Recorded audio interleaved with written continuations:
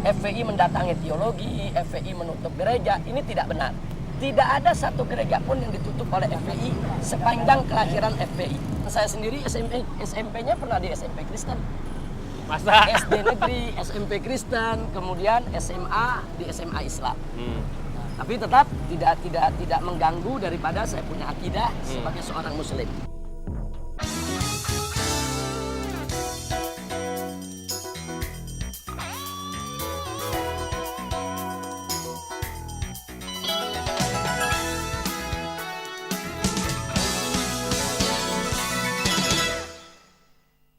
Assalamualaikum.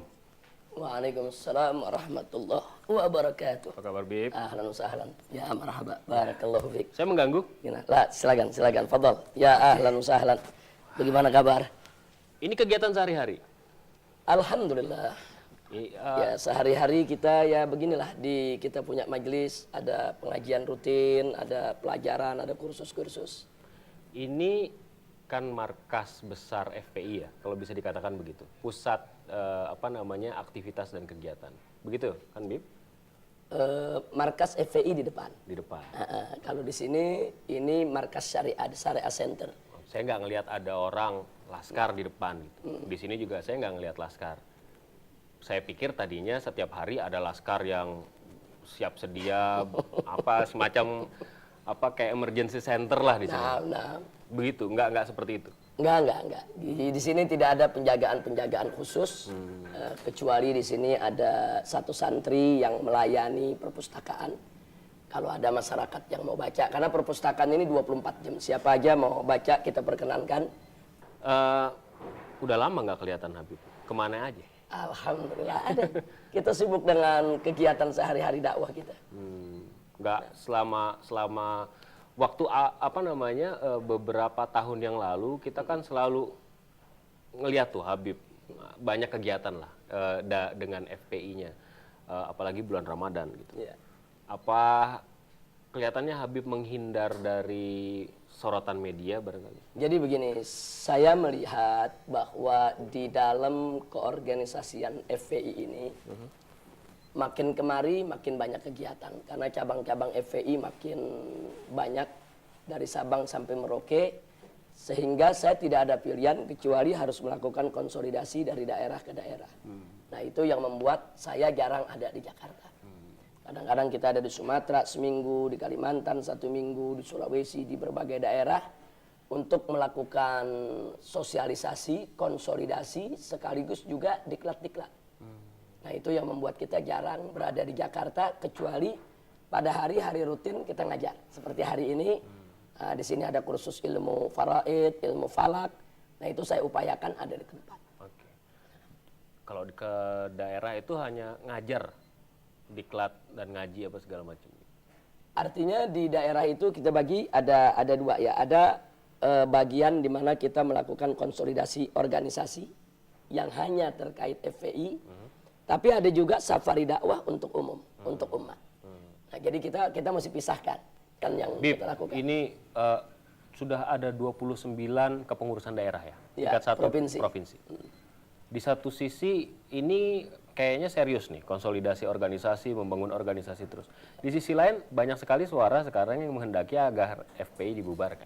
Tanggapan Habib bagaimana? Ya, saya pikir yang menginginkan pembubaran FPI itu hanya segelintir kelompok yang mencoba memanfaatkan media untuk menyaringkan suara mereka.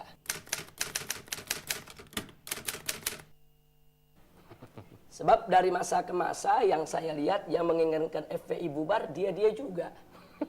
Kalau nggak Komnas HAM, LBH, Kontras, dan LSM Komprador yang memang menjadi antek asing, nggak lebih dari itu. Jadi tidak ada hal yang baru atau kelompok baru yang menginginkan FPI untuk bubar. Jadi karena yang teriak dia juga, kelompok-kelompok itu saja, saya pikir ada agenda tersembunyi yang mereka inginkan. Mungkin mereka anggap selama ini FPI menjadi ancaman daripada program-program mereka. Saya kasih contoh yang real, bagaimana Komnas HAM misalnya ikut serta di dalam kontes waria yang dilakukan di Depok. Nah, bagaimana Kontras umpamanya ikut serta menjadi sponsor daripada festival film homo dan lesbi yang diadakan beberapa waktu yang lalu. Sementara program-program FPI jelas dari dulu sampai sekarang amar ma'ruf nahi munkar. Jadi FPI akan tetap berupaya bagaimana menolak konferensi, festival, atau kontes, atau kegiatan apapun yang ingin mempropagandakan kehidupan homo dan lesbi. Nah, jelas nggak ketemu. Nah, karena FPI berkeras dan FPI berupaya untuk mencegah itu semua, maka jelas FPI akan menjadi ancaman program Komnas HAM, program Kontras, dan seterusnya. Di sini yang ingin saya garis bawahi, kenapa kok bisa berbenturan? Padahal FPI sendiri kan sangat menghargai HAM. Komnas HAM kan juga menghargai HAM. Nah, perbedaannya satu, HAM yang diangkat oleh Komnas HAM adalah HAM ala barat. Yang homo boleh, lesbi boleh, kehidupan ada penyimpangan seks, kebebasan juga boleh. Sementara FPI, HAM yang diangkat adalah HAM yang tidak melanggar nilai-nilai syariat. Tapi kan begini, Bib. Ya. Pendapat yang mereka landasi adalah kan sudah ada aturannya. Mereka mendapatkan izin dari pihak-pihak yang memiliki otoritas, ada undang-undang Indonesia yang tentu saja berlandaskan atas aturan-aturan yang ada dalam hukum Indonesia, gitu. Dan itu diperbolehkan. Kok tiba-tiba ujuk-ujuk FPI, dan ini menurut saya ini klasik nih, berbenturannya selalu begitu. Ada yang FPI melihat dengan paradigma yang berbeda, kelompok lain yang berseberangan melihat dengan paradigma yang berbeda. Sampai kapanpun nggak akan ketemu kayaknya. Pendapatnya bagaimana? Mereka sudah melaksanakan apa yang harusnya mereka lakukan, meminta izin dan lain sebagainya. Ini salah satu kebohongan publik yang mereka lakukan. Contoh seperti festival film Ki, film tentang homo dan lesbi. Setelah kami telusuri, kami tanyakan ke Kementerian Luar Negeri, apakah itu ada izin, ternyata Kementerian Luar Negeri tidak tahu menahu.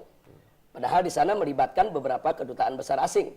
Kemudian kami tanyakan ke Keminfo, apakah Keminfo yang mengizinkan, ternyata Keminfo juga tidak tahu menahu. Kemudian begitu kami rujuk lagi ke Kementerian Pariwisata, ternyata Pak Menteri juga nggak tahu menahu. Nah, kemudian kami rujuk lagi ke LSF, ternyata LSF menyatakan tidak satu film pun yang dikonteskan, yang difestivalkan, yang diserahkan untuk diperiksa oleh LSF. Kemudian kita rujuk lagi ke gubernur, mungkin gubernur yang memberikan izin, ternyata gubernur tidak tahu menahu. Terus kami rujuk lagi ke Polda, bahkan sampai Mabes Polri, ternyata Mabes Polri juga tidak pernah dihubungi. Jadi satu kebohongan besar kalau mereka mengatakan mereka melakukan itu semua dengan izin. Sehingga terbentuk opini seolah-olah mereka sudah prosedur. Seolah-olah mereka sudah memenuhi syarat administratif. Ternyata begitu ditelusuri FPI di lapangan, ternyata semua nol besar. Oke. Tapi apakah dengan alasan itu kemudian FPI punya hak untuk misalnya melakukan pembubaran gitu? Kan ini juga yang selalu jadi pertanyaan buat masyarakat. Kenapa sih FPI seperti above the law gitu? Kenapa seperti FPI itu ada di atas hukum? Ada polisi, ada penegak hukum. Ini kok FPI seperti main sendiri?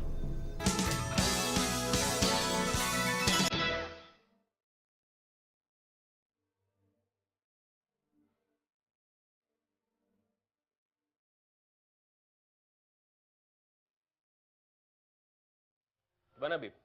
Jawabannya seperti apa? Ya. Ini ada kita kan selalu dengar FPI sweeping, FPI gerebek gitu. Sementara kan kita punya polisi gitu. Nah, pertanyaannya FPI ini sudah melebihi otoritas polisi misalnya. Iya. Jawabannya gimana? Jadi begini, kita pertama yang saya ingin garis bawahi seperti contoh yang tadi kita berikan ya, soal festival film homo dan gay. Di sana tidak ada penggerbekan yang dilakukan oleh FPI, apalagi sampai perusakan. Yang ada satu adalah demo, aksi. Demo itu dilindungi oleh undang-undang. No problem, dalam suatu negara demokrasi bahwa demo itu adalah legal. Karena itu sesuai dengan undang-undang dan kita lakukan sesuai dengan prosedur. Yang kedua, pada saat kita ingin membubarkan daripada festival film Ki tersebut, kita juga melaporkan ke polisi. Dan akhirnya polisi yang melarang mereka. Dan akhirnya mereka gagal melanjutkan acara mereka. Artinya tidak ada yang non-prosedural. Nah, kemudian selain itu, di dalam berbagai kasus, FPI tetap tidak boleh keluar dari prosedur yang ada. Walaupun pada tingkat praktek di lapangan terkadang suka terjadi gesekan. Itu kita akui. Tapi itu sama sekali bukan kebijakan organisasi. Karena manakala masa turun, kadang-kadang ada kejadian-kejadian yang di luar kendali atau di luar dugaan, bisa saja terjadi di tengah lapangan. Itu di luar kendali atau diinstruksikan oleh Habib? Atau sebagaimana tadi saya katakan, di kebijakan tingkat organisasi kita punya prosedur standar. Bahwa setiap aksi dalam bentuk apapun tidak boleh melanggar daripada ketentuan-ketentuan yang ada. Intinya dua. Bahwa gerakan FPI yang pertama tidak boleh melanggar undang-undang agama atau hukum agama. Yang kedua tidak boleh melanggar hukum negara. Manakala terjadi pelanggaran karena sesuatu hal, maka setiap anggota FPI, termasuk saya selaku ketua umum, harus siap bertanggung jawab secara hukum. Dan itu sudah karena terjadi. itu ratusan laskar FPI sudah banyak di penjara di mana tempat. Dan saya sendiri sudah 3 kali keluar masuk penjara. Artinya ini sekaligus menjawab, andai kata FPI itu sebagaimana diisukan, digembar-gemborkan, ada punya backing, ada jenderal X, jenderal Y atau mantan ada jenderal anu atau pejabat anu atau menteri anu, ini semua terbantahkan. Sebab kalau FPI punya backing, laskarnya nggak bakal ditangkap. Kalau saya punya backing macam ini, saya nggak 3 kali keluar masuk penjara. Nah, jadi saya pikir fakta membuktikan dan itu sekaligus menjadi jawaban. Tapi pertanyaannya adalah apakah memang hal semacam itu kan begini, itu kan berulang. Artinya kalau misalnya hal itu tidak diperbolehkan, paling tidak kan kejadian pertama menjadi pelajaran. Katanya kalau misalnya manusia tidak akan pernah jatuh ke lubang yang sama 2 kali, itu adalah makhluk yang lain. Saya nggak mau sebut binatang apa gitu ya. Tapi kan ini kejadian lagi. Walaupun belakangan ini kelihatan memang FPI agak sopan begitu, dalam tanda kutip agak baikan gitu. Gimana, Bib? Orang kan nggak salah kan orang menduga bahwa FPI memang didesain untuk melakukan tindak kekerasan. Iya, jadi begini. Jadi yang perlu saya sampaikan bahwa dari awal mulanya FPI ini lahir, FPI berharap bisa menjadi satu kekuatan masyarakat untuk menjadi pengontrol, ikut membantu masyarakat melakukan pengontrolan terhadap ditegakkannya undang-undang yang menyangkut daripada amar ma'ruf nahi munkar. Karena kita mesti jujur, sebetulnya perundang-undangan di Indonesia ini secara umum sudah cukup baik. Artinya di sini pelacuran ada larangannya, minuman keras juga ada aturannya, perjudian juga ada undang-undang yang melarangnya, pornografi, pornoaksi, secara umum sudah cukup baik. Hanya di tingkat implementasi banyak pelanggaran-pelanggaran yang terjadi, sehingga judi bisa merajalela di mana-mana. Kemudian film porno bisa dijual dengan begitu bebas, bahkan secara terang-terangan di pasar-pasar umum. Kita bisa lihat secara terbuka dengan mata telanjang. Nah, sehingga di sini FPI melihat bahwa perlu ada satu kontrol dari masyarakat yang kuat, bagaimana undang-undang yang sudah bagus ini ditegakkan. Tapi itu kerjanya polisi. Betul, yang tugas untuk menegakkannya polisi. Tapi karena mendorong polisi mesti masyarakat. Yang membantu polisi kan mesti masyarakat. Yang memperkuat polisi kan harus masyarakat. Karena polisi kan manusia juga. Ada polisi yang baik, ada polisi yang tidak baik. Nah, kalau polisi yang baik, no problem. Undang-undang tadi dikerjakan, ditegakkan secara baik-baik. Nah, adapun soal adanya laskar FPI, pimpinan FPI yang kadang-kadang harus berulang kali menghadapi kasus hukum, saya pikir ini bukan persoalan dia salah atau benar, karena kan kita punya pandangan berbeda. Menurut hukum negara kami salah, tapi menurut hukum agama yang kami yakini kami tidak salah. Ini ada perbedaan paradigma, ada perbedaan pandangan. Nah, kami hormati pemerintah yang ingin menegakkan hukumnya, dan kami tetap berkeyakinan berpegang kepada hukum yang selama ini kami yakini sebagai umat Islam. Saya rasa semua warga masyarakat yang baik sepakat dengan itu. Masalahnya kemudian adalah apakah harus dilakukan dengan tindakan yang konkret. Konkret itu maksudnya kayak misalnya kalau ada polisi yang nggak benar sudah ada Kompolnas. Kalau misalnya Kompolnas tidak ada komisi di DPR yang menangani hal itu, atau lapor sama pemimpinnya misalnya begitu. Itu kan bisa dilakukan. Kalau ada pelanggaran, itu kan teorinya. Nah, teorinya kan idealnya begitu. Artinya polisi nggak benar ada Kompolnas, ya kan? Kita lapor polisi nggak dilayani bisa di kejaksaan dan seterusnya dan terus-terusan. Ini kan teori indah betul ini.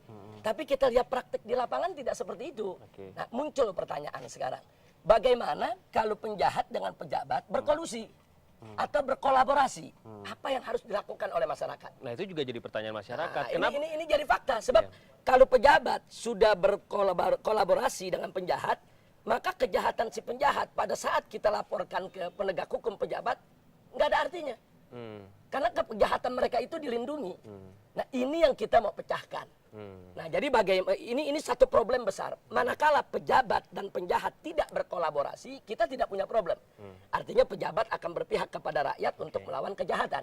Ya, masalah ini kan nggak akan tuntas. Artinya negara kita bukan negara Islam. Hukumnya juga bukan hukum Islam. Sementara FPI meyakini bahwa yang harus dikemukakan adalah hukum Islam, yang harus diindahkan adalah hukum Islam. Ketika itu berbenturan, berbeda satu sama lain interpretasinya, maka akan dipilih, ya akan ngulang-ngulang terus dong berarti. Akan ada kejadian-kejadian yang sama terus. Saya ingin garis bawahi, saya sepakat Indonesia bukan negara Islam. Tapi mayoritas Indonesia juga bukan negara syaitan. Nah, kita mesti garis bawahi dulu. Jangan nanti ada konotasi Indonesia bukan negara Islam, berarti Indonesia boleh seenaknya begitu untuk melanggar hukum-hukum agama. Karena ada 3 landasan hukum yang diakui oleh negara. Pertama, hukum agama, kedua hukum adat, ketiga hukum sipil. Nah, ini satu yang ingin saya garis bawahi. Indonesia bukan negara Islam, tapi Indonesia juga bukan negara setan. Yang benar, Indonesia adalah negara berdasarkan ketuhanan. Nah, sekarang kalau kita bicara ketuhanan, apakah korupsi itu sesuai dengan nilai-nilai luhur ketuhanan? Nah, saya mau ke arah situ tuh. Pertanyaan saya adalah, ada yang menyatakan begini, ini FPI miras dilawan, pelacuran dilawan, kemudian misalnya aliran yang sesat lagi menyesatkan dilawan. Kok nggak ada sih yang demo koruptor misalnya, atau obrak-abrik deh tuh kantor koruptor, atau obrak-abrik deh tuh orang yang menyelewengkan uang negara? Nggak ada tuh FPI. Kenapa itu kayak gitu? Kita jalan aja.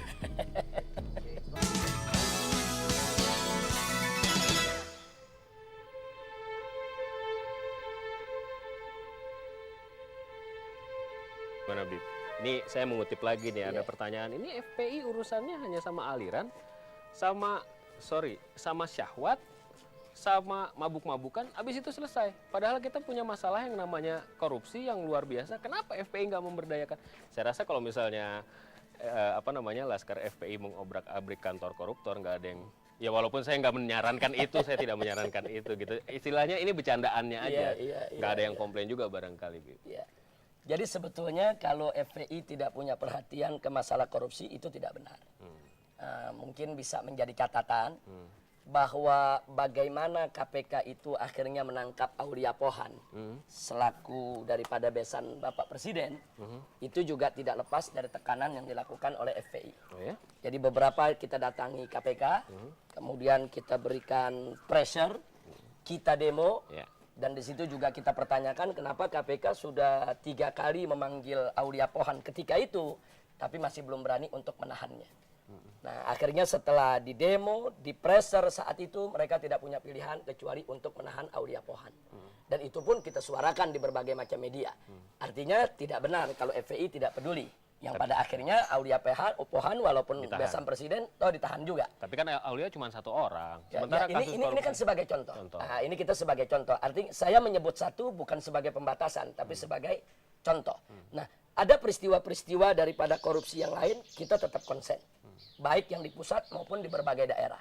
Nah, cuma memang kita mesti akui bahwa menghadapi persoalan korupsi dengan menghadapi persoalan pelacuran, perjudian, kemudian pornografi dan porno aksi, itu jauh lebih sulit untuk dicari data-data pembuktiannya. Karena di FPI ada satu aturan. Tidak boleh kita menyoroti suatu persoalan kemunkaran, baik itu menyangkut korupsi ataupun menyangkut kemaksiatan, kalau tidak punya data. Jadi kalau konon katanya atau hanya karena berdasarkan berita media, itu tidak boleh kita ikut mengangkat bicara. Tapi saya prihatin tuh kalau misalnya FPI mengatakan bahwa spesialisasi mereka adalah hanya pelacuran. Saya tidak katakan hanya. Saya tidak katakan hanya. Karena kan Islam itu selama ini betul. Selama ini yang digeluti oleh FPI dari semenjak lahir memang di bidang itu. Nah, karena pengalamannya yang sudah sekian tahun sehingga FPI punya keahlian dan keterampilan sendiri di dalam menghadapi persoalan itu. Nah, sedangkan di dalam persoalan korupsi, ini kan perlu spesialisasi khusus. Jangan lupa bahwa mayoritas daripada anggota FPI anak-anak muda. Anak-anak muda, usia-usia produktif, usia-usia sekolah, ada yang SMA, ada yang baru kuliah. Sehingga mereka banyak yang belum punya pengalaman kalau untuk menghimpun data investigasi yang sifatnya perbankan. Akan ke sana nggak arahnya? Administrasi. Ya, artinya akan ke sana nggak arahnya? Atau kita berhenti sampai itu aja? Pernah suatu ketika kita diajak dialog oleh kawan-kawan dari ICW. Nah, kemudian juga kawan-kawan waktu itu dari yang dipimpin oleh Pak Bursa sebelum jadi ketua partai. Beliau punya satu kumpulan itu. LSM, Humanika kalau nggak salah. Komunika. Nah, kita pernah dialog ke sana. Kita ajak mereka. Mereka kan ajak kita untuk punya perhatian terhadap korupsi. Kita katakan oke. FPI siap turun, FPI siap demo, FPI siap melakukan pressure terhadap urusan-urusan korupsi, tapi kita minta data. Turun. Ini ngomong bayaran menarik nih soalnya. FPI tidak pernah bisa dibayar. Tidak pernah. Alhamdulillah. Tidak dibayar. Sampai sekarang. Bukan menjadi demo pesanan siapapun. Atau karena begini, ada orang yang bilang juga, ini kafe yang ini digerebek, yang ini enggak. Yang ini diobrak-abrik, yang diacak-acak. Depannya enggak. Ini karena masalah persaingan, FPI dibayar dan lain sebagainya sebagainya. Gimana, Bib? Jadi begini, kita kalau bicara yang satu di sini digerebek, yang di depan tidak digerebek. Sekarang begini, FPI ini kan punya posko. Katakan kalau kita lihat di wilayah Pasar Minggu ya, ada posko Jagakarsa seberang, ada posko Poltangan seberang sini. Mereka berhadap-hadapan ini. Posko ini sudah mendapat dukungan masyarakat untuk menutup diskotik dan tempat-tempat maksiat. Mereka bekerja. Baru seminggu yang lalu ada 8 diskotik ditutup di wilayah Jagakarsa. Itu yang nutup FPI itu? Ya tutup masyarakat. Oh, masyarakat. Karena FPI bergerak didukung oleh masyarakat. Diketahui oleh polisi nggak? Loh, mereka yang tutup semua. Polisi, Satpol PP, semua mereka yang tutup. Kita lakukan secara prosedur. Tapi di seberangnya ada beberapa diskotik yang masih buka belum ditutup. Kenapa? Ini udah beda kecamatan. FPI juga bergerak. Nah, bukan. Artinya begini, karena FPI yang ada di kecamatan sana, dia tidak boleh bergerak di kecamatan sini. Ini urusan yang lain lagi. Ini urusan ada poskonya lagi. Nah, posko yang di seberang sini tidak bisa bergerak kalau tidak didukung masyarakat. Jadi persoalannya bukan persoalan yang di sono bayar, yang di sini nggak bayar. Tapi persoalan prosedur. Yang di sana sudah didukung masyarakat, yang di sini belum didukung masyarakat. Satu, Pak Alvito, mesti kita garis bawahi. Kalau kita bergerak di satu tempat tanpa dukungan masyarakat, itu bisa memicu konflik horizontal. Bisa-bisa nanti bukan FPI berhadapan dengan preman, tapi FPI berhadapan dengan masyarakat, dan itu berbahaya. Ini menarik nih, di depan kita ada apa ini namanya? Posyandu apa? Pemeriksaan USG, kehamilan dan kandungan. Gratis nih? Gratis. Jadi kebetulan ada salah seorang akhwat kita, Dr. Haja Ira Simatupang, SPOG, beliau spesialis kebidanannya. Nah, beliau ini bekerja sama dengan FPI, yaitu untuk membuka pemeriksaan kehamilan dan kandungan secara gratis dengan menggunakan USG. Kebetulan beliau punya USG. Nah, beliau punya alatnya canggih, baru, setiap hari Kamis jam 7 sampai jam 9. Ini buat warga Petamburan aja apa? Tidak, semua. Jadi ada yang dari Tanah Abang, ada yang dari Palmera, jadi bebas. Kalau saya dari Marunda gitu datang ke sini boleh, gratis. Kenapa tidak? Kita layani. Yang penting kita jam 7 sampai jam 9. Kalau orangnya membludak banyak, maka yang setelah jam 9 kita tutup, sisanya kita berikan nomor. Nah, untuk supaya minggu berikutnya mereka tidak antri lagi. Hal-hal yang kayak gini misalnya. Di negara kita tuh masih banyak orang lapar, masih banyak orang sakit, masih banyak orang yang belum pintar. Kenapa sih FPI tidak bergerak untuk menyelesaikan masalah ini? Masalah-masalah ini justru masalah yang krusial yang harus diselesaikan. Pertanyaan ini juga masalah klasik nih, yang sering juga ditanyakan sama FPI pasti. Tapi pertanyaannya, kenapa hal itu tidak dilakukan? Kenapa FPI lebih bersemangat untuk mengumpulkan laskar dan melakukan tindakan yang sifatnya lebih fisik gitu ya, bawa pentungan dan lain sebagainya. Kenapa yang nggak kayak gini nih? Posyandu banyakin, sekolah banyakin, lembaga amil zakat, infak dan sodako banyakin gitu. Kita jalan lagi.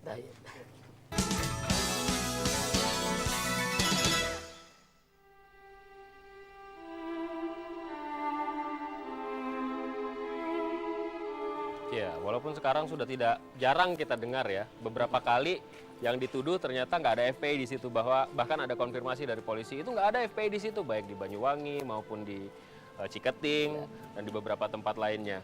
Tapi kan dengan ideologi yang seperti Habib katakan tadi, pasti kemungkinan untuk berulang terjadi. Nah, pertanyaan saya itu tadi, kenapa nggak ngurusin masalah yang sakit, masalah yang mau pinter, masalah yang mau makan? Ya. Jadi begini, kalau bicara tentang aksi-aksi kemanusiaan, sebetulnya FPI dari sejak berdiri kita sudah segudang aksi kemanusiaan yang kita lakukan. Apakah itu membantu fakir miskin, apakah itu memberikan beasiswa, apakah itu melakukan upaya-upaya bakti-bakti sosial di wilayah-wilayah gempa, itu sudah kita lakukan. Seperti di Aceh umpamanya, FPI menurunkan 1.300 laskar ke Aceh untuk mengevakuasi tidak kurang dari 100.000 mayat. 70.000 mayat diantaranya kami ambil dari lokasi bencana, kami bungkus, kemudian kami sholatkan dan kami kuburkan. Yang 30.000 kami ambil dari lokasi, kami bungkus, kami sholatkan, kami taruh di pinggir jalan. Yang kemudian nanti ada tentara dengan truk datang mengangkut jenazah-jenazah yang sudah kami urus tadi. Itu jumlah total semua 100.000 mayat lebih. Nah, hal-hal semacam ini kan sebetulnya luar biasa yang bisa dilakukan oleh para laskar. Tapi yang seperti ini kan tidak di blow up oleh media. Nah, sementara ada hal-hal yang kontroversial, yang justru media suka memblow up, suka mengangkat beritanya secara berlebihan dan tidak pada tempatnya, yang akhirnya masyarakat menjadi korban media. Ya, tapi kan kalau mau disalahkan saja media tidak tepat, karena ada beberapa yang kemudian melanggar hukum dan terbukti melanggar hukum yang kemudian diadili begitu loh. Nah, pertanyaan saya masih sama seperti yang tadi. Kalau misalnya ini yang menjadi core bisnisnya nih, ini bisnis utamanya FPI nih, ngurusin yang urusan-urusan sosial kayak gini, saya rasa teriakan orang untuk FPI bubar, pandangan atau cap jelek masyarakat terhadap FPI yang katanya FPI anarkis dan segala macam, itu akan hilang dengan sendirinya kan? Saya pikir nggak semudah itu. Saya pikir nggak semudah itu. FPI ini kan sudah merupakan salah satu partikel dari gerakan Islam. Gerakan Islam ini kan banyak. Ini kantornya ya? Ya, ini. Nah, ini ada tulisannya Relawan Nasional. Relawan Nasional FPI. Ini udah bener nih yang begini nih. Yang begini udah bener nih. Munkar pun juga benar. Oh, gitu. Jadi jangan kemanusiaan macam ini dibilang benar, nanti konotasinya nahi munkar nggak benar.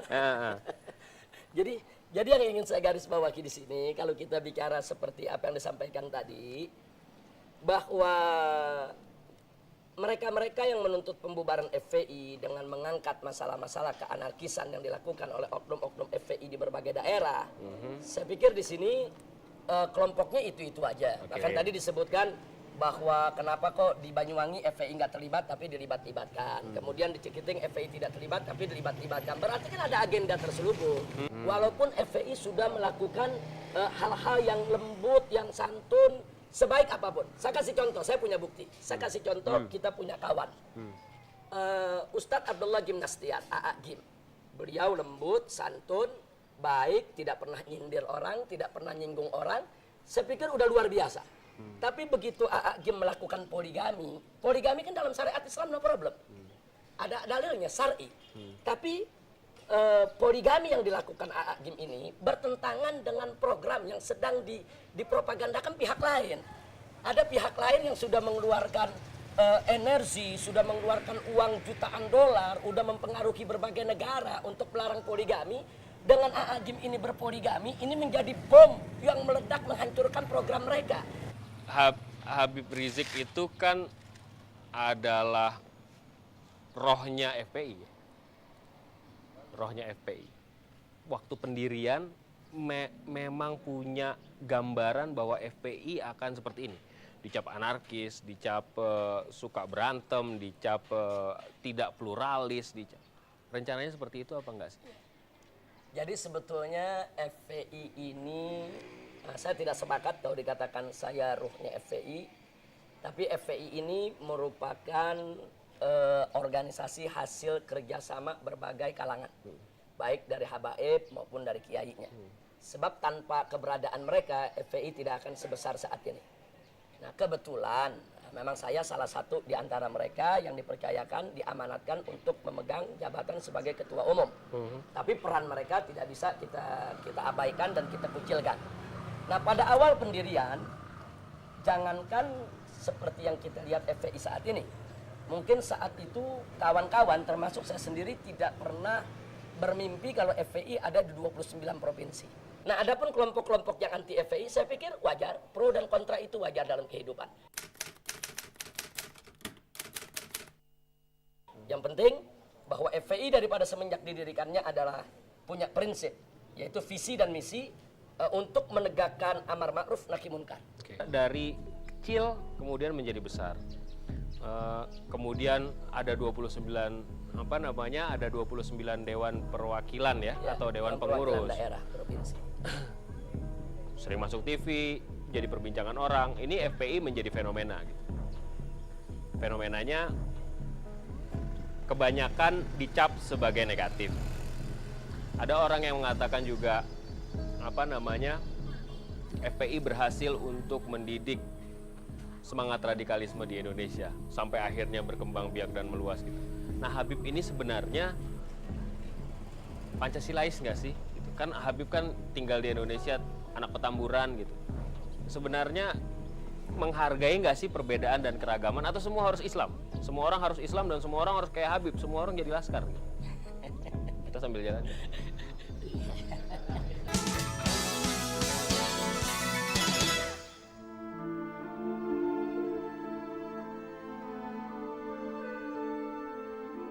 Produser kami memaksa kami untuk jalan di pinggir jalan dan agak mengganggu arus lalu lintas ini. Kami mohon maaf buat pengguna yang kebetulan nonton malam hari ini. Tapi ini adalah kampungnya Habib Rizik nih. Petamburan merupakan kampungnya mulai dari lahir di sini? Saya lahir di sini. Besar di sini? Besar. Saya punya ibu, ayah, nenek. Di sini semua? Semua lahir di Petamburan. Nah, ini Petamburan kan bukan hanya ada orang Islam kan? Ya. Jadi Habib juga berinteraksi juga dengan orang-orang non-muslim dan juga dari berbagai etnis gitu kan? Di Petamburan ini ada 5 gereja. Dan hubungan kita masyarakat muslim di sini dengan gereja-gereja tersebut sangat baik. Dan selama ini tidak pernah ada konflik. Jadi kerukunan antar umat beragama di Petamburan tuh sangat-sangat terjaga. Nah, karena gereja-gereja yang ada semua resmi, tidak ada yang ilegal. Nah, kemudian mereka juga tidak pernah melakukan hal-hal yang negatif yang mengganggu daripada ketenangan masyarakat. Dan masyarakat sangat toleran dengan mereka. Saya pikir no problem. Dan saya sendiri SMP-nya pernah di SMP Kristen. Masa? SD negeri, SMP Kristen, kemudian SMA di SMA Islam. Nah, tapi tetap tidak mengganggu daripada saya punya akidah sebagai seorang muslim.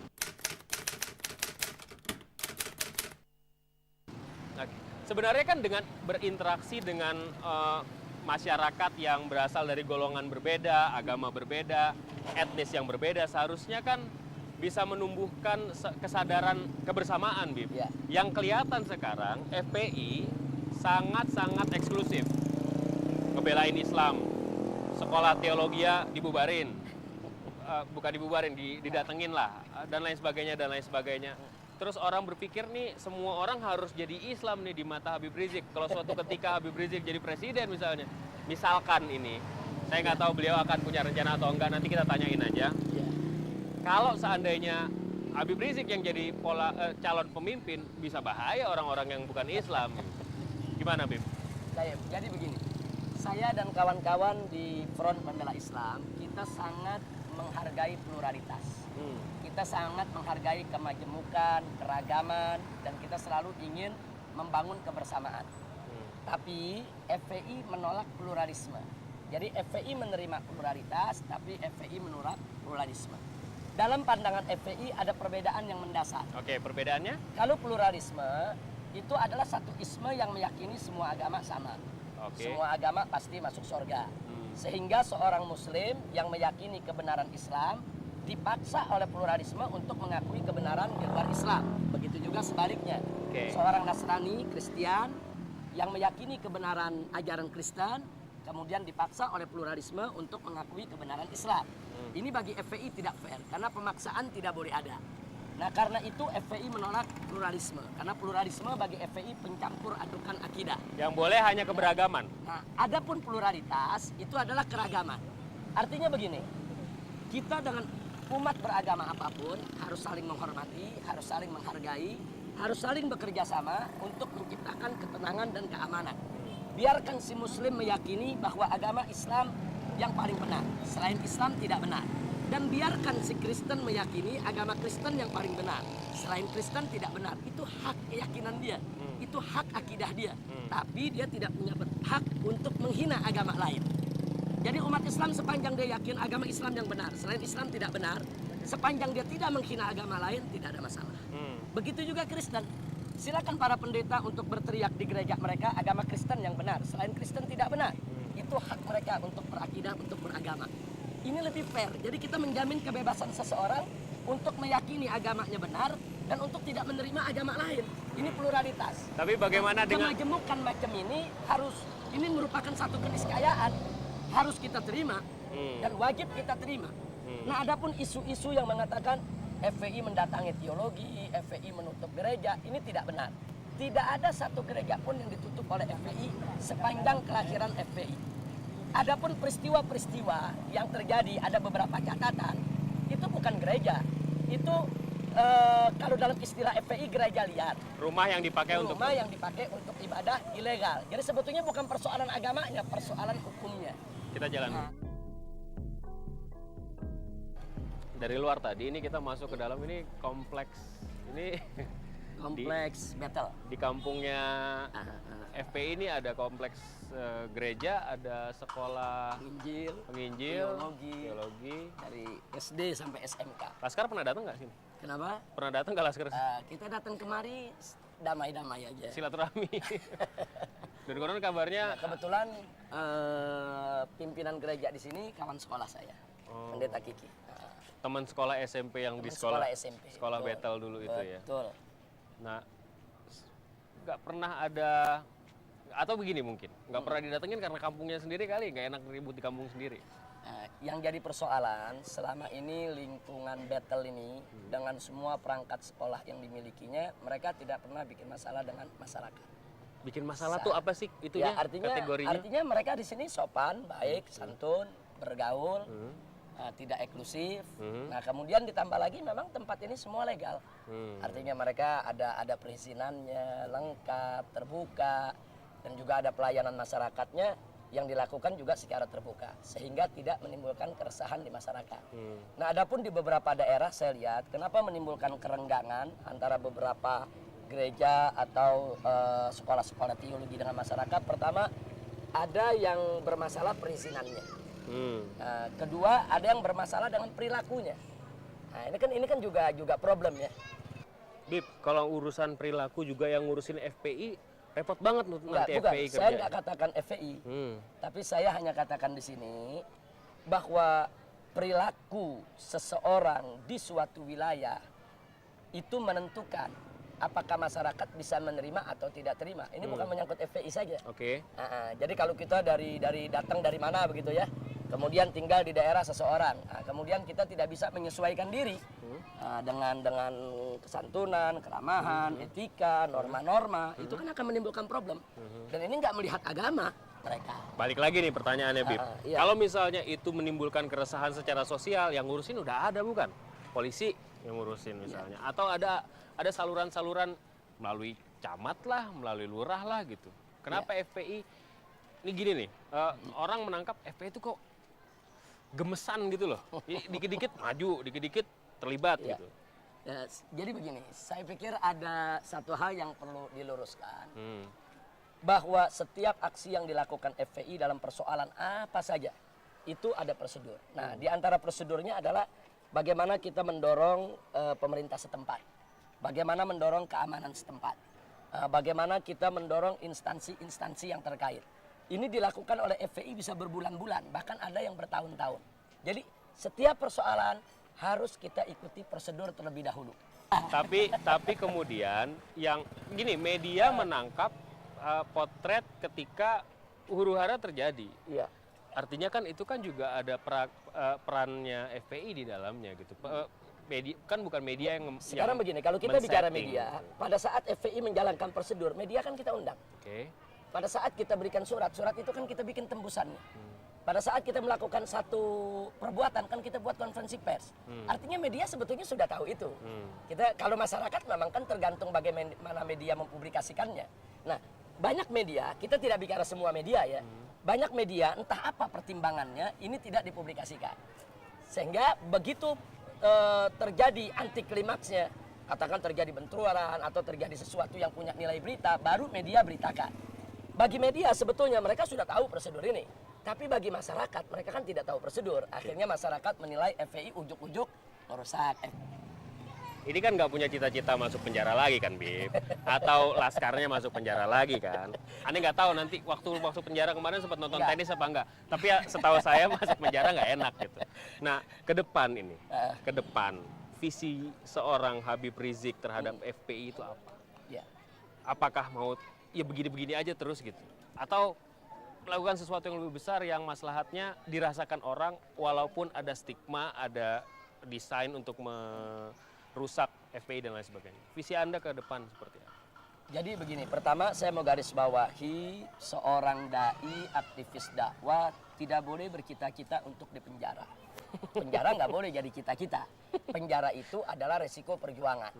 Nah, artinya kita harus sebisa mungkin menghindar dari praktek-praktek yang bisa mengantar kita kepada penjara. Itu harus kita hindarkan, artinya bermain yang lebih cantik, yang lebih manis, yang lebih elegan. Itu kita semua aktivis termasuk FPI. Saya jelas. Terima kasih. Terima kasih atas waktunya. Jadi FPI Pancasilais. Itu kata ente.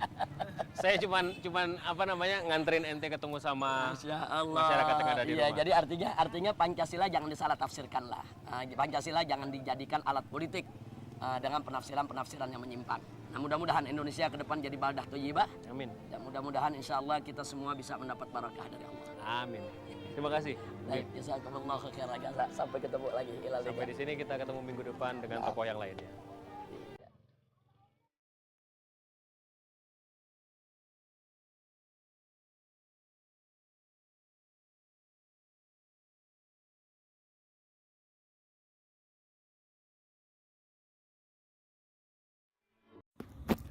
Halo teman-teman, selamat datang di channel ini. Jangan lupa klik like, komen, dan subscribe teman-teman. Oke, manfaat kuas ini adalah bisa membersihkan debu ya teman-teman ya. Bisa membersihkan debu gitu kan. Selain itu juga bisa membersihkan perangkat-perangkat seperti laptop atau komputer kalian gitu. Dan manfaat kuas ini seperti pada umumnya adalah bisa untuk mengecat ya teman-teman. Mengecat dengan mengambil warna di rambutnya dan kita oles-olesin di tembok ya teman-teman. Nah, di sini biasanya untuk membeli kuas ini di toko bangunan ya teman-teman, atau kalau yang khusus untuk melukis di toko seni ya teman-teman. Dan ini yang saya pegang biasanya untuk cat ya teman-teman. Tapi karena saya nggak ngecat, di sini saya pergunakan untuk membersihkan PC atau laptop saya teman-teman ya. Biasanya teman-teman juga tahulah untuk membersihkan laptop bisa menggunakan ini teman-teman ya. Dan juga kuas ini dia warnanya menggunakan kayu teman-teman ya. Di sini menggunakan kayu gitu kan.